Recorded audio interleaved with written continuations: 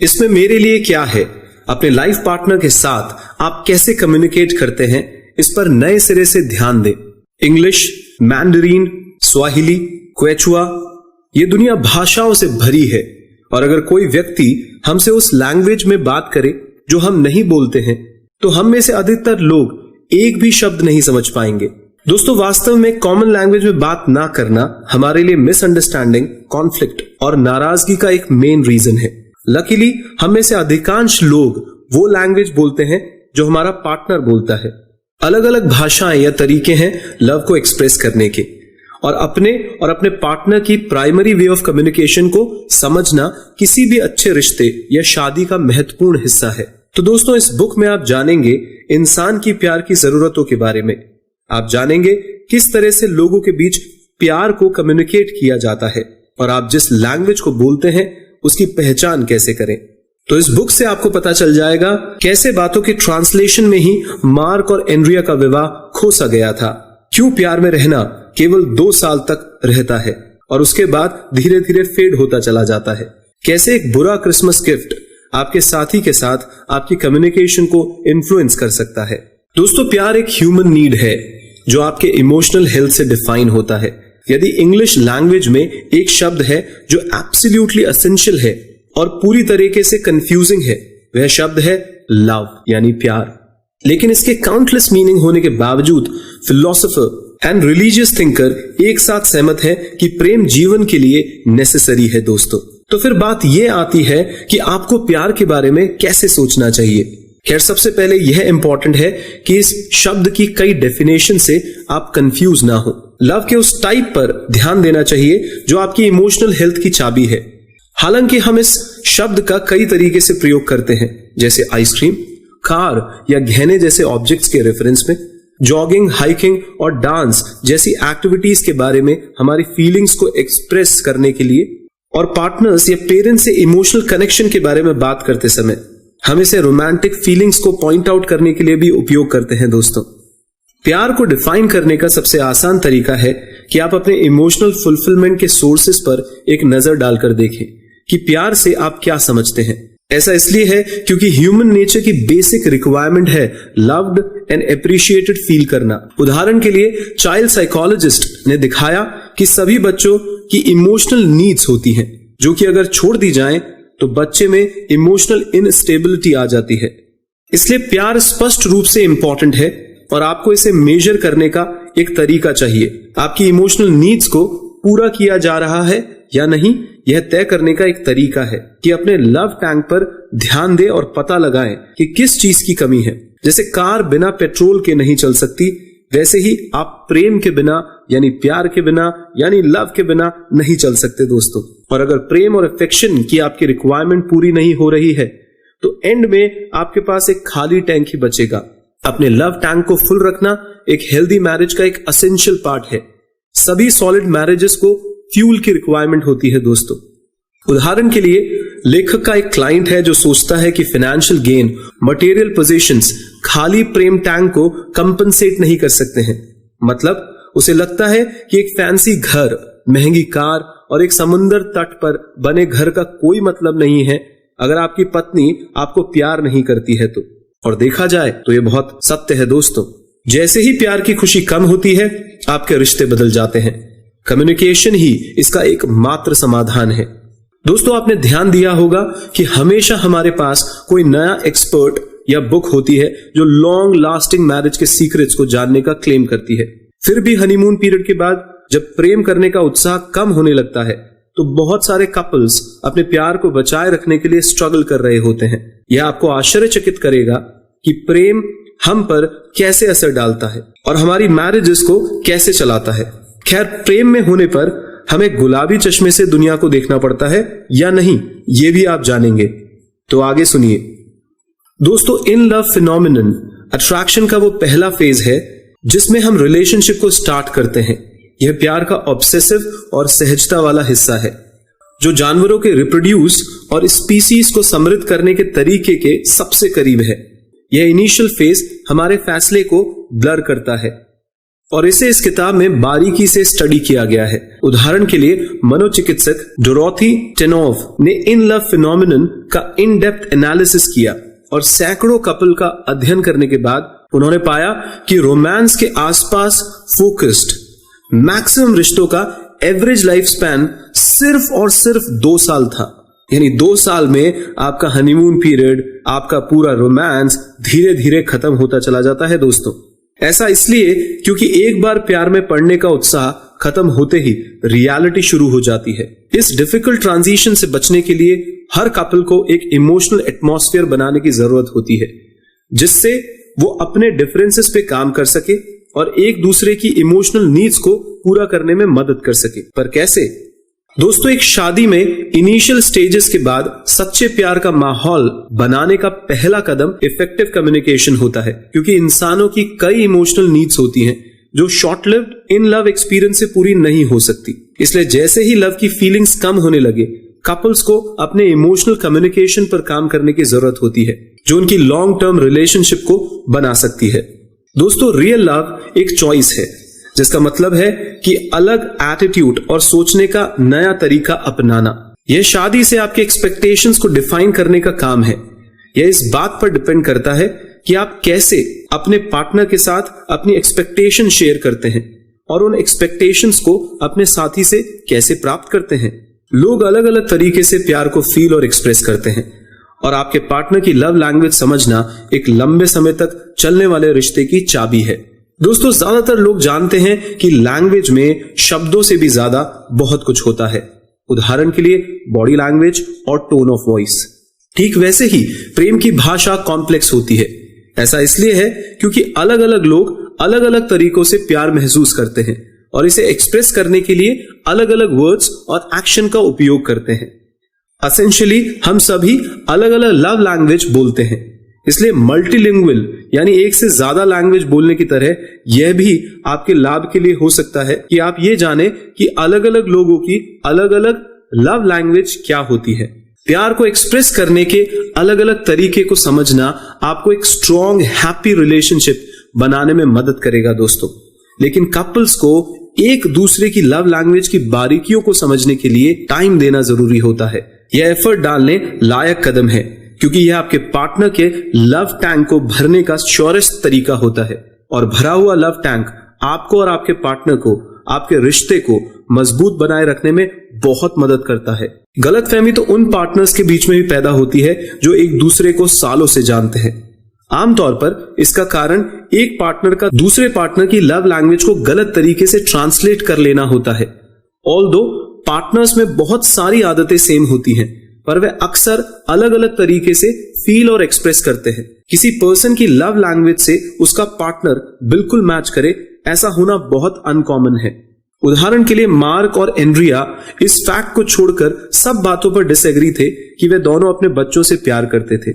Mark को पता था कि एंड्रिया एक अच्छी मां थी, लेकिन उसे नहीं लगता था कि वह उसे प्रॉपर अफेक्शन देती है। दूसरी ओर एंड्रिया को पता था कि मार्क उसके परिवार के लिए एक अच्छे ब्रेड प्रोवाइडर और केयर टेकर हैं, लेकिन उसे शिकायत थी कि उसके 50 घंटे के वर्क वीक के बाद मार्क के पास अपने परिवार के साथ रहने के लिए कोई समय नहीं बचता था। तो समस्या क्या थी? मार्क की primary love language physical touch थी और एंड्रिया की क्वालिटी टाइम थी। जैसा कि आप देख सकते हैं कि अपने साथी की लव लैंग्वेज को समझना एसेंशियल है। इस बुक में आप सभी 5 प्यार की भाषाएं यानी लव लैंग्वेजेस की ग्रामर सीखेंगे दोस्तों, और ये जानेंगे कि कैसे ये जाने कि आपका पार्टनर कौन सी लव लैंग्वेज की डिमांड कर रहा है। पॉजिटिव अपलिफ्टिंग वर्ड प्रेम व्यक्त करने का एक स्ट्रॉन्ग तरीका है। क्या आपने ग्रीक फिलोसोफर ज़ेनोफोन के बारे में सुना है दोस्तों, जो सुकरात के छात्रों में से एक थे? ज्यादातर लोगों ने नहीं सुना होगा, लेकिन उन्होंने कुछ ऐसा कहा था जो आज अभी भी कानों में गूंजता है। ये शब्द थे कि सबसे मधुर आवाज तारीफ की होती है। हाँ दोस्तों, एडमायरेशन, प्रेज और इनकरेजमेंट के शब्दों से ज्यादा कुछ भी मीठा नहीं होता। वास्तव में यह लव लैंग्वेज का बेसिक आइडिया है, जिन्हें वर्ड्स ऑफ अफर्मेशन कहा जाता है। आइए देखें कि इन्हें कैसे बोला जाता है। वर्बल कॉम्प्लीमेंट्स दें। यह सबसे प्रभावी तब होता है जब एक सिंपल और स्ट्रेट फॉरवर्ड तरीके से किया जाता है। डिफरेंट इनकरेजिंग, काइंड और हम्बल शब्द वर्ड ऑफ अफर्मेशन लैंग्वेज का हिस्सा है। उदाहरण के लिए आप अपने साथी से कह सकते हैं कि वह नए कपड़ों में बहुत अच्छे लगते हैं। अपने बच्चों की देखभाल के लिए उनकी एबिलिटी की प्रशंसा कर सकते हैं, या उन्हें बताएं कि आप उनके सेंस ऑफ ह्यूमर को कितना पसंद करते हैं। लेकिन अगर आप अपनी वोकैबुलरी को बढ़ाना चाहते हैं तो आप एक नोटबुक रख सकते हैं। जैसे जैसे आपको न्यूज़पेपर और मैगजीन्स में, टीवी पर या दोस्तों के साथ बातचीत में अलग अलग तारीफ करने वाले शब्द मिलते हैं तो आप उन्हें अपनी नोटबुक में लिख सकते हैं। ध्यान रखने के लिए एक और इंपॉर्टेंट बात यह है कि वर्ड ऑफ रिक्वेस्ट अफर्मेशन के रूप में अच्छी तरीके से कार्य कर सकते हैं। हालांकि जब रिक्वेस्ट डिमांड के रूप में सुनाई जाती है तो इंटीमेसी का पोटेंशियल कम हो जाता है और इससे आप अपने साथी को डरा भी सकते हैं। इसलिए यह अश्योर करना इंपॉर्टेंट है कि आपके शब्द एक रिक्वेस्ट के रूप में एक्सप्रेस किए जाएं, जिसका मीनिंग है कि आप गाइडेंस दे रहे हैं, ना कि अल्टीमेटम। उदाहरण के लिए एक दिन एक महिला ऑथर के ऑफिस में शिकायत करते हुए आई और कहा कि वह 9 महीने से कह रही है पर उसके पति उनके बेडरूम में पेंट नहीं कर रहे हैं। ऑथर ने उसको क्या एडवाइस दी? लेखक ने उसे पेंट का नाम लेने से मना किया और अपने पति की तारीफ यह कहते हुए शुरू करने के लिए कहा, हर बार उसके पति ने ऐसा कुछ किया है जिसे उसने बहुत पसंद किया है। वह पहले तो डाउट में आ गई यह सुन के कि वो अपने पति की ऐसी झूठी तारीफ कैसे करे, लेकिन उसने ऑथर की गाइडेंस को फॉलो किया और केवल 3 हफ्ते बाद उसने उसे बताया कि यह ट्रिक काम कर रही है। यह एग्जाम्पल सिखाता है कि वर्बल कॉम्प्लीमेंट्स क्रिटिसाइज करने की तुलना में बेहतर मोटिवेट करते हैं। दोस्तों, आधुनिक युग यानी मॉडर्न टाइम कंटिन्यूस डिस्ट्रैक्शन का समय है और यह समय हमारी सबसे वैल्यूएबल कमोडिटीज में से एक है। एज अ रिजल्ट कई कपल्स एक साथ टाइम स्पेंड करने के नाम पर डिस्टर्ब हो जाते हैं, जो कि रोमांस का सबसे इंपॉर्टेंट पार्ट होता है कि आप एक दूसरे के साथ समय बिताएं। क्वालिटी टाइम हमारी दूसरी प्यार की भाषा है। दोस्तों, ध्यान से समझिएगा ये कैसे दे सकते हैं आप अपने रिश्ते में। इस लैंग्वेज की कुंजी यानी चाबी है पूर्ण ध्यान देना, अनडिवाइडेड अटेंशन। एक ही कमरे में एक साथ रहना पर्याप्त नहीं है दोस्तों। क्वालिटी टाइम का मतलब है अपने साथी पर फोकस करना, कुछ और नहीं। भले ही बहुत सारे डिस्ट्रैक्शन हर कोने से आपको सताएं, पर दोस्तों अपने साथी के साथ क्वालिटी टाइम स्पेंड करना आप दोनों के लिए प्यार, सम्मान और एप्रिसिएशन को फील करने का एक प्राइमरी तरीका है। लेकिन दोस्तों याद रखें, बहुत से मैरिड कपल्स को लगता है कि वे एक साथ समय बिता रहे हैं, जबकि वे वास्तव में एक दूसरे के साथ समय नहीं बिता रहे हैं। उदाहरण के लिए एक फुटबॉल गेम देखते समय या किसी कंप्यूटर को घूरते हुए आप थोड़ी ना अपने साथी के साथ समय बिताते हैं। यदि आप अपने साथी के साथ बात कर रहे हैं तो आप उन्हें क्वालिटी टाइम दे रहे हैं, ना कि उनके साथ बैठकर आप टीवी देख रहे हैं तब आप उनको क्वालिटी टाइम दे रहे हैं। तो वास्तव में क्वालिटी टाइम क्या है? तो दोस्तों क्वालिटी कॉन्वर्सेशंस या क्वालिटी एक्टिविटीज ही क्वालिटी टाइम का पार्ट है। आपको क्वालिटी कॉन्वर्सेशन का एक्सपीरियंस तो होगा, तो आइए जानते हैं कि क्वालिटी एक्टिविटीज क्या होती है। एक क्वालिटी एक्टिविटी एक पार्टनर या फिर दोनों ही पार्टनर करना चाहते हैं। यह किसी टॉपिक के बारे में कम होकर एक दूसरे के लिए प्यार एक्सप्रेस करना ज्यादा होती है। इस एक्टिविटी में आपने जितने कॉमन इंसिडेंट्स एक दूसरे के साथ बिताए हैं उन पर डिस्कशन कीजिए। इस वजह से आपके पास बहुत सारी कॉमन मेमोरीज डिस्कस करने के लिए होंगी। ये एक पार्क में टहलते वक्त, गार्डनिंग करते वक्त, एक शो देखते वक्त या साथ में भोजन करते वक्त कर सकते हैं। फॉर एग्जाम्पल, एमिली को बुक स्टोर में जाकर अपने पढ़ने के लिए नई बुक सर्च करना अच्छा लगता है। उसके पति जेफ बुक्स के प्रति एक्साइटेड नहीं है, लेकिन एमिली के साथ इस एक्टिविटी को शेयर करने के लिए वह किताबों को सर्च करने में भी एमिली की मदद करते हैं। एमिली उस दौरान उनसे बात करती हैं, पुरानी यादों के बारे में, उसको कैसी किताबें पसंद थी। एमिली को पता रहता है कि कब जेफ के पेशेंस की सीमा क्रॉस हो सकती है और वह जानती है कि उसे कब अपनी बुक सर्चिंग को खत्म करना है। As a result Jeff Emily की चूज की गई सभी बुक का खुशी खुशी पेमेंट कर देते हैं। दोस्तों तीसरे प्यार की भाषा है उपहार यानी गिफ्ट्स। गिफ्ट्स प्यार के विजुअल सिंबल्स हैं, इसलिए गिफ्ट्स की मॉनेटरी वैल्यू की परवाह किए बिना रेगुलर प्रेजेंस देकर सरप्राइज करते रहना अपने पार्टनर को उनको अफेक्शन दिखाने का एक शानदार तरीका है। आप 300 एडी के मेनस से लेकर नॉर्दर्न टुंड्रा में रहने वाले मॉडर्न एस्किमो तक किसी भी संस्कृति पर एक नजर डालें तो आप देखेंगे कि गिफ्ट्स देना हर मैरिटल प्रोसेस यानी मैरिज का एक हिस्सा है। सभी मैरिजेस में गिफ्ट देने को फोकस में रखते हुए गिफ्ट्स रिसीव करने की लव लैंग्वेज को समझना आवश्यक है। आइए देखें यह कैसे काम करता है। यदि आपके साथी की मेन लव लैंग्वेज गिफ्ट्स को रिसीव करना है, तो आप जितने भी उपहार देते हैं उतना ही सच्चा प्यार का एक्सप्रेशन रेजोनेट होता हुआ दिखाई देता है। ऐसा इसलिए है क्योंकि उपहार प्यार के फिजिकल सिंबल होते हैं जो मटेरियली एक व्यक्ति को दूसरे के लिए प्यार एक्सप्रेस कराते हैं। लेकिन आपको किस प्रकार का उपहार देना चाहिए? दोस्तों, यह पता लगाना आसान है कि आपके पार्टनर को कौन से गिफ्ट्स अट्रैक्ट करते हैं। आप उन सभी उपहारों का ट्रैक रखिए जिसको पाकर वह खुश थे या एक्साइटेड हुए थे, फिर चाहे वो आपने या किसी अन्य व्यक्ति ने उन्हें दिए हों। आप गिफ्ट्स की एडवाइस के लिए अपने फ्रेंड्स और फैमिली की मदद भी ले सकते हैं। और याद रखें, जिन लोगों की लव लैंग्वेज गिफ्ट्स पाना होता है उनके लिए गिफ्ट्स की मॉनेटरी वैल्यू मेन फोकस नहीं होती। इनफैक्ट गिफ्ट्स देने का प्रोसेस मेन होता है। वैल्यू होती है कि आपको यह आइडिया कब आया, कैसे आपने इस गिफ्ट को खरीदा और प्यार के किस जेस्चर के साथ आपने ये गिफ्ट अपने पार्टनर को दिया। उदाहरण के लिए, डेविड अपनी शादी के बाद अपनी पत्नी केट को उपहार दिया करता था, मगर कुछ समय से गिफ्ट्स नहीं दे पा रहा था। यह एक समस्या थी क्योंकि केट की एसेंशियल लव लैंग्वेजेस गिफ्ट्स थी।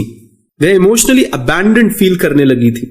लेखक ने डेविड से पूछा कि उसने गिफ्ट्स देना क्यों रोका, और डेविड ने कहा कि इस काम में उसका बहुत खर्चा हो रहा था। सौभाग्य से लेखक ने समझाया कि गिफ्ट्स में मॉनेटरी वैल्यू मैटर नहीं करती, और डेविड ने केट पर गिफ्ट्स ऑफ अफेक्शन की बारिश सी कर दी। इसने केट में पनप रही अबैंडनमेंट की फीलिंग्स को बदल दिया और डेविड को अपने प्यार को एक्सप्रेस करने का एक आसान तरीका मिल गया। अपने पार्टनर के लिए यूजफुल थिंग्स यानी कोई सर्विस करना प्यार व्यक्त करने का एक कॉमन तरीका है। क्या आपका पार्टनर अक्सर चाहता है कि आप रात के खाने के बाद सफाई कर दें, कचरा थ्रो कर दें या कार धो लें? यदि हां, तो उनकी primary love language acts of service हो सकती है। लेकिन आप इस लैंग्वेज को कैसे समझ सकते हैं? आइए सुनिए। दोस्तों, सबसे अच्छा तरीका जानबूझकर अपने साथी के लिए उपयोगी चीजें करना है। यह एक्ट ऑफ सर्विस कंपलसरी रूप से वो चीजें हैं जो आप जानते हैं कि आपके पार्टनर आपके रिस्पॉन्सिबिलिटी लेने पर अप्रिशिएट करेंगे। फॉर एग्जाम्पल, ग्रोसरी की शॉपिंग करना, बिल्स पे करना, बच्चों को उनके स्कूल के काम में मदद कराना या अपने पेट को डॉक्टर के पास ले जाना।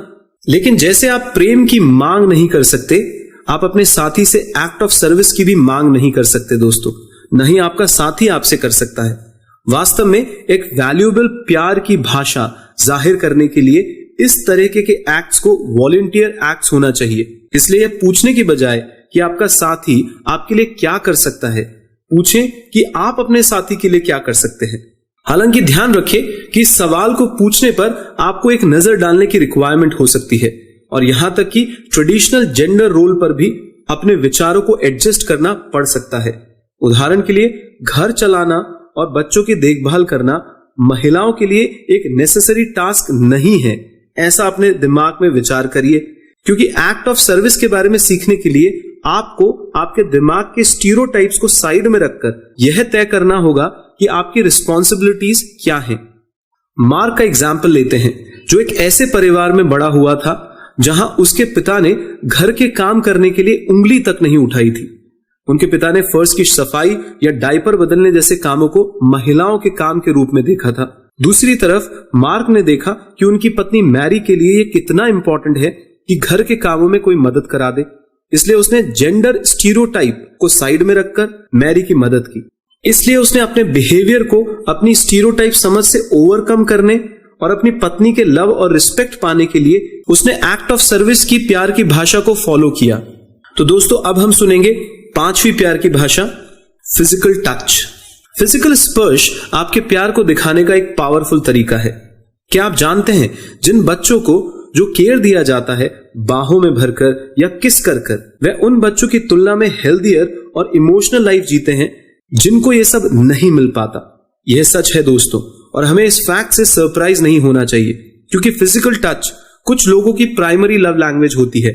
यदि ये आपके पार्टनर की मुख्य लव लैंग्वेज है, तो आप अपने प्यार को शारीरिक स्पर्श यानी फिजिकल टच के माध्यम से एक्सप्रेस कर सकते हैं, जैसे हाथ पकड़ना, किस करना, गले लगाना और सेक्सुअल इंटरकोर्स जैसी चीजें।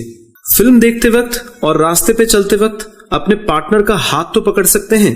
ये एक्ट एवरीडे लाइफ में शामिल करना आसान होता है अगर आप चाहें तो। जब आप किसी और के आसपास हैं तो आप अपने साथी को गले लगा सकते हैं, सिंपली किस कर सकते हैं। यह उन्हें एक्स्ट्रा अप्रिशिएट करेगा।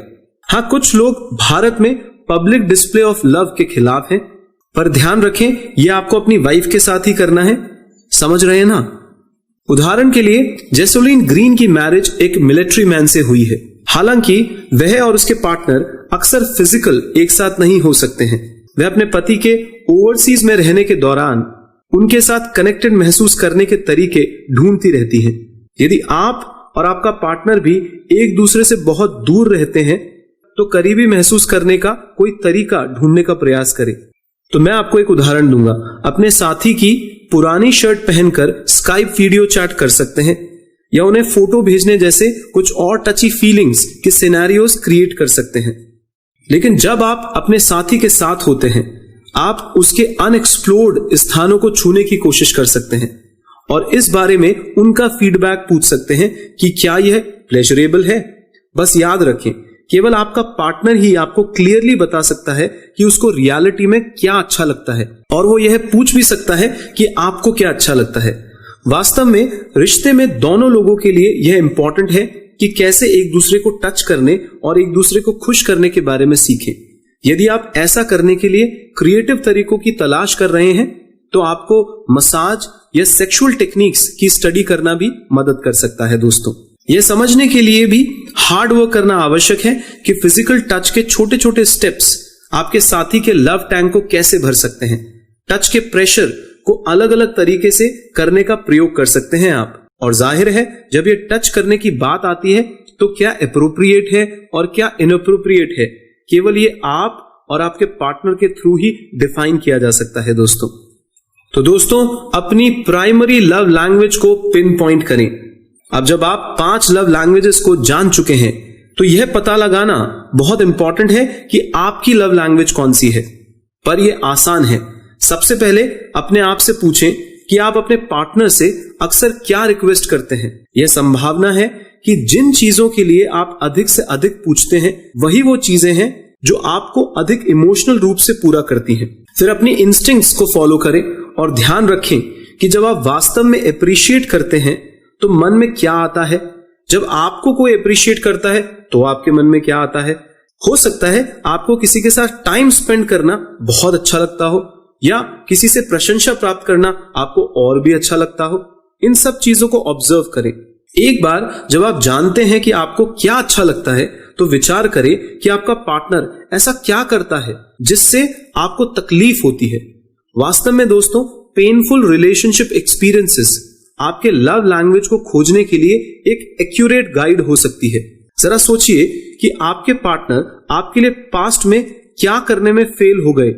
एग्जाम्पल के लिए, अगर आपका कोई क्लोज पर्सन आपके सीरियस पेन का कारण बनता है या आपसे उस तरीके से प्यार करने में असफल हो जाता है जिस तरीके से आप चाहते थे कि वो आपको प्यार करे, तो इस पे ध्यान दीजिए।